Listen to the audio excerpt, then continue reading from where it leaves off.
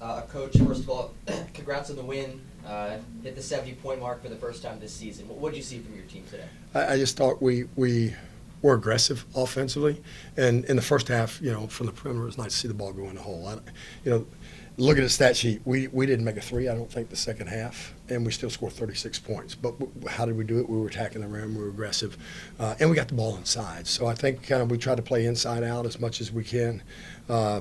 And like I say, I thought we did a great job in transition in the first half and moving the basketball and hitting open shots. And the second half, it was more of a little half-court grinded out and get the ball inside. Trying to play through Deja a lot, who I think played a very good game. And then these two here obviously played well. I was really happy to see Mel put the ball on the floor a little bit more and attack the basket and get to the free throw line. It'd be nice if she made one. I just thought we were a little more aggressive offensively and did, for the most part, a good job executing. 5 turnovers in the first half. We were a little bit sloppy with the ball at times in the second half. But, we've got young guards, and that's going to happen sometimes. You mentioned the three-point shooting, I believe 5 of 7 from distance in the first half. You only attempted 2 in the second half. But what does it do for your team when you're kind of able to stretch out the floor like that? Because really, last 5 or 6 games kind of struggled from beyond the other. Yeah, and I think we've got a lot of people that can do it. It's like most teams, okay, we got to really emphasize this girl, and then, everybody else we lay off of a little bit. But, AP can shoot the 3, Mel can shoot the 3, Courtney can shoot the 3, Tiara can shoot the 3, Jill can shoot the 3. Who am I leaving out? That's it. Shania can shoot the 3. So I just think we've got a number of kids that can make that shot. We just haven't done it on a consistent basis. And when we start doing that, I just think it opens up everything else. Particularly, we'll get Deja more minutes tonight. We're a little shorthanded with Diamond being sick, and so we got her more minutes. And again, you watch Deja, she's still working her way back into shape, but she did some good things.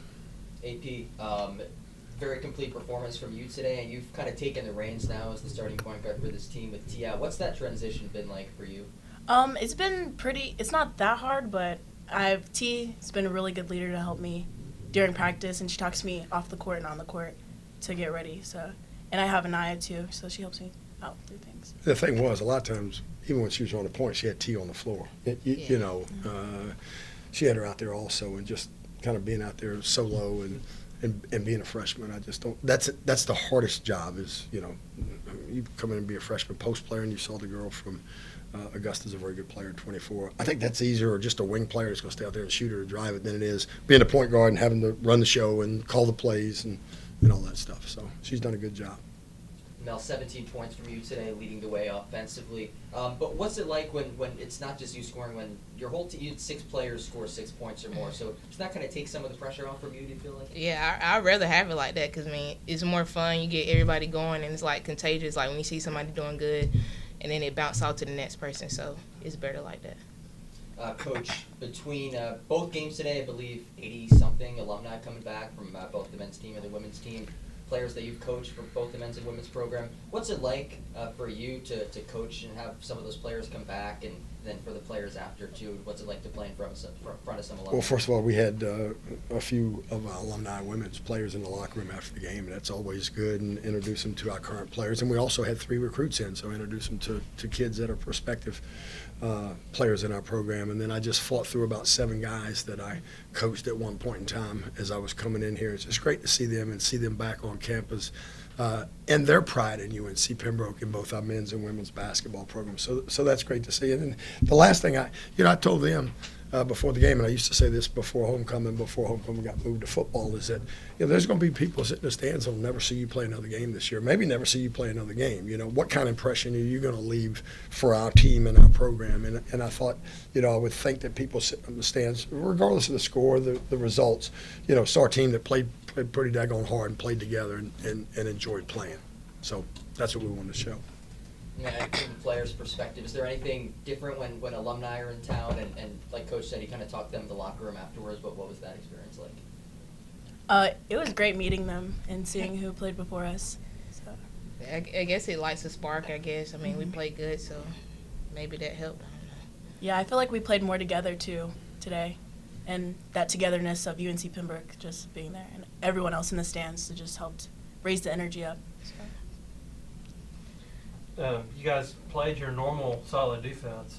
That wasn't necessarily a change from any previous game. But how nice is it to kind of have a good offensive game, and so you're rewarded for that good defensive effort. And that's what I said on the bench. It's really nice to watch the ball go in the hole. And, that's been our issue, whether it be turnovers or shooting percentage or whatever the case, or not getting to the free throw line. And I think, 11 turnovers today, probably a season low. 22 free throw attempts, probably a season high. I don't know about the field goal percentage, 41-7. We might have shot close to that one other time, but it's just nice when we execute and do a better job. And I think hopefully this will build some confidence, because we keep talking about we are capable.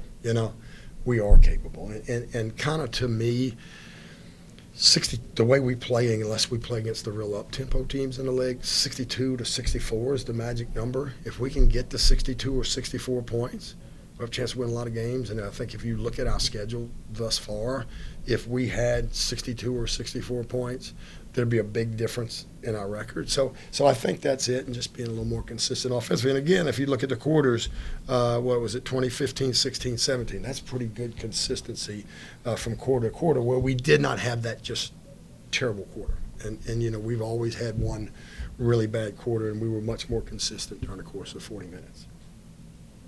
And Melanie, you've been the leading scorer here several games in a row. And again today. So, what's gone into that stretch for you lately, where you've had a lot of success scoring the ball? It's really just, coach and my teammates, they want me to score, so that's really encouraging. And we know we need it, not just me, but everybody, so that's where that's coming from. All right. Thank you. Thank you. Thank you. Appreciate it.